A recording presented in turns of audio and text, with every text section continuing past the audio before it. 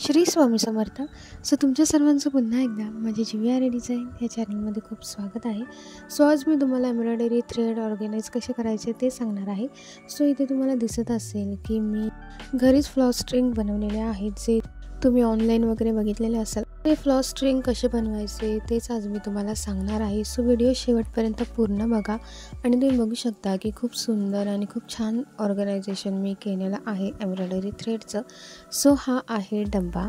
जेव्हा मी embroidery thread order केले होते तेव्हा माझ्या मम्मीने मला दिला होता, कारण मी एम्ब्रॉयडरीचे जे थ्रेड आहेत ते याच्यामध्ये नीट ठेवेन.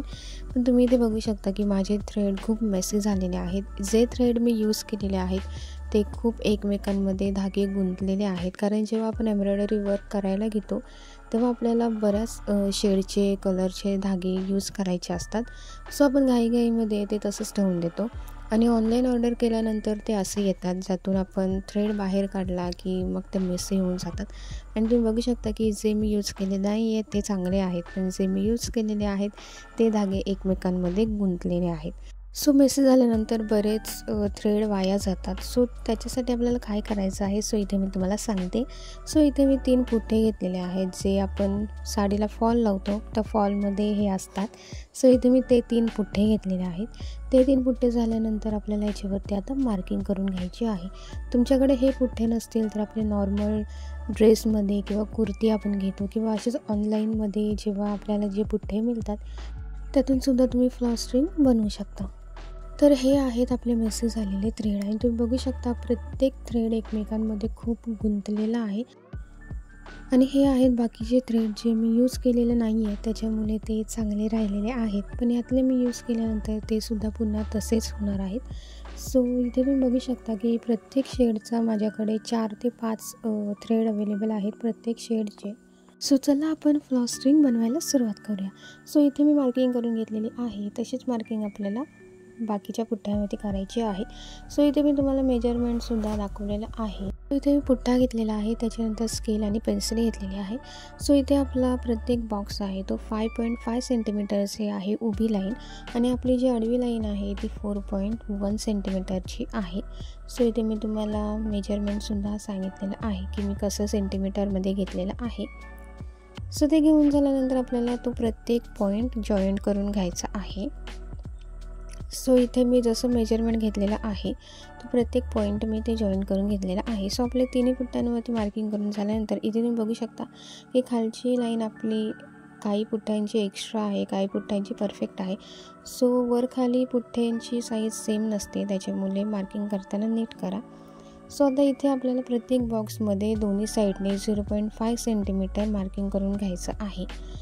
इथे मी तुम्हाला जसं 0.5 सेंटीमीटर मार्किंग करून दाखवलेलं आहे, सेम आपल्याला दोन्ही लेफ्ट आणि राईट साईडला 0.5 सेंटीमीटर मार्किंग करून घ्यायचं आहे. इथे मी प्रत्येक लाईनमध्ये 0.5 सेंटीमीटर मार्किंग करून घेतलेलं आहे. हे मार्किंग करून झाल्यानंतर हे जे डॉट्स आहेत ते सुद्धा आपल्याला जॉईंट करून घ्यायचे आहेत. इथे मी प्रत्येक बॉक्समध्ये 0.5 सेंटीमीटरचं मेजरमेंट घेऊन इथे मी त्यांना जॉईंट करून घेतलेलं आहे. हे सर्व पॉईंट जॉईंट करून झाल्यानंतर आता आपली नेक्स्ट स्टेप आहे.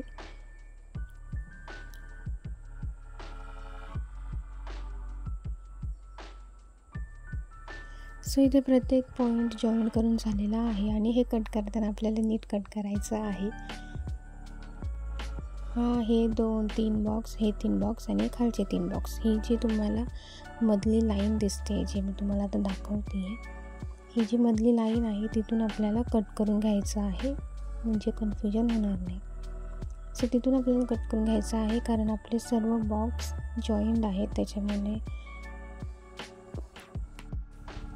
आता आपल्याला उभ्या लाईनमध्ये सुद्धा ते जॉईन करून घ्यायचं आहे. 0.5 सेंटीमीटर आपण जी लाईन काढली होती ती आपण आडव्या लाईनमध्ये सुद्धा 0.5 घेतली होती. ते प्रत्येक बॉक्स मी जॉईन करून घेतलेला आहे. आता आपल्याला असं हाफ सर्कल काढायचं आहे हाफ सर्कलमध्ये.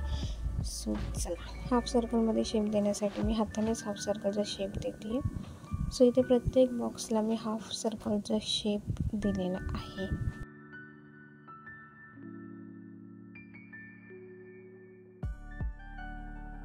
सो इथे आपलं हाफ सर्कलचं शेपसुद्धा देऊन झालेलं आहे आणि तुम्हाला हे आतल्या बॉक्समध्ये ज्या लाईन दिसत असतील त्या मी 0.5 सेंटीमीटरच्याच अंतराने ते मी लाईन ओढून घेतलेल्या आहेत। सो आता आपल्याला मी तुम्हाला दाखवलं आहे फ्लॉस स्ट्रिंग मी कट करून घेतलेले आहेत। सो तसे आपल्याला सेम हे कट करून घ्यायचे आहेत। सो पहिले मी इथे आडव्या लाईनमध्ये ते कट करून घेतलेले आहेत, त्याच्यानंतर उभ्या लाईनमध्ये मी ते बॉक्स कट करून घेतलेले आहेत आणि आता आपला इथे जो शेप आहे त्या शेप वाईज आपल्याला हे फ्लॉस स्ट्रिंग कट करून घ्यायचे आहेत। आणि तुम्ही बघू शकता मेजरमेंट एकदम परफेक्ट आहे, कारण प्रत्येक बॉक्स एका साईजचा आहे। सो इथे आपण आपल्या बॉक्सचा जो शेप आहे त्या शेप वाईज आपण इथे कट करून घेऊयात बॉक्स। तुमच्याकडे छोटी सीझर असेल तर अतिउत्तम, कारण माझ्याकडे छोटी सीझर नाही आहे म्हणून इथे मी मोठ्या सीझरचा वापर केलेला आहे। तुमच्याकडे छोटी असेल तर एकदम इझिली कट होऊन जाईल। सो इथे बॉक्सचा जो शेप आहे त्या शेप वाईज मी प्रत्येक बॉक्स कट करून घेते आणि कट करताना एकदम केअरफुली कट करायचं आहे।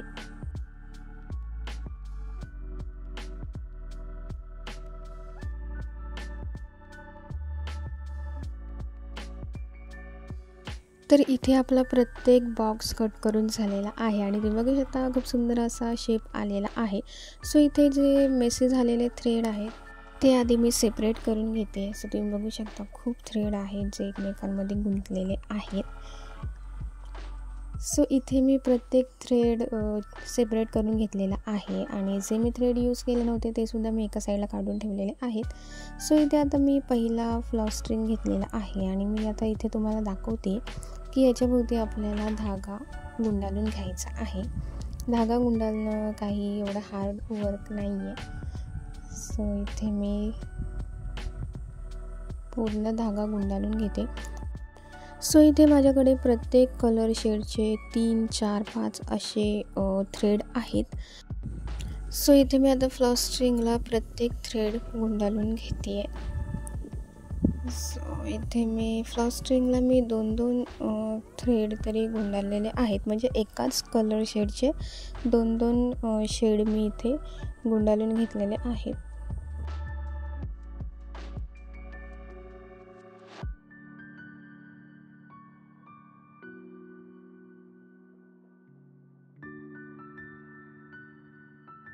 वाव, काय भारी दिसत आहेत ऑर्गनाईज केल्यानंतर।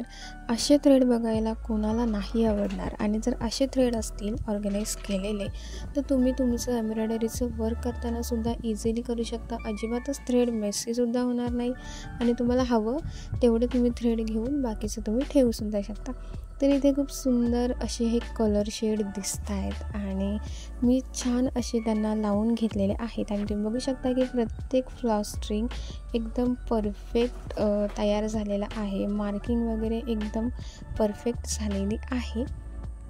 सो आता हे मी तुम्हाला बॉक्समध्ये ठेवून दाखवते, म्हणजे जो मला मम्मीने डबा दिलेला आहे त्याच्यामध्ये आता मी हे तुम्हाला लावून दाखवते, कारण ह्याच्यामध्ये लावल्यानंतर सुद्धा आपला जो डब्बा आहे तो सुद्धा खूप सुंदर दिसणार आहे आणि आपण जेव्हा वर्क करताना हे घेऊ तेव्हा आपल्याला अजिबातच आपले थ्रेड मेसी होणार नाही आणि पाहिजे तो आपण पटकन त्यातून घेऊ शकतो। सो इथे आता डब्यामध्ये मी हे सर्व एम्ब्रॉयडरी थ्रेड ठेवून देते, हे फ्लॉस स्ट्रिंग ठेवून देते। सो इथे माझ्याकडे जेवढ्या कलरचे थ्रेड होते तेवढे सगळे मी फ्लॉस स्ट्रिंगला लावून घेतलेले आहेत आणि इथे तुम्ही बघू शकता की आपला डब्बा खूप सुंदर दिसतोय। असं जर असेल तर कोणाला नाही आवडणार करायला। सो असं ऑर्गनायझेशन असल्यानंतर आपल्याला वर्क करताना सुद्धा एक उत्साह येतो, एक एनर्जी येते आणि आपल्याला आपल्या एम्ब्रॉयडरीचं वर्क करायला सुद्धा खूप मजा येते। सो तुम्ही हे ऑनलाईन बघायला गेलं तर तुम्हाला हे खूप एक्सपेन्सिव्ह मिळेल। सो आपण घरच्या घरी फुकट अजिबातच पैसे खर्च न होता सुंदर असे फ्लॉस स्ट्रिंग बनवलेले आहे। सो तुम्हीसुद्धा तुमचे थ्रेड मेसी होत असतील तर ही टेक्निक नक्की ट्राय करून बघा आणि तुमचे थ्रेडसुद्धा असे ऑर्गनाईज नक्की करून बघा। सो तुम्हाला ही व्हिडिओ आवडली असेल तर माझ्या चॅनलला लाईक, कमेंट, शेअर आणि सबस्क्राईब करायला विसरू नका। खूप हेल्पफुल व्हिडिओ आहे। So video start to end पूर्ण बघा आणि तुम्हीसुद्धा हे घरी नक्की ट्राय करून बघा, म्हणजे तुमचेसुद्धा थ्रेड छान राहतील।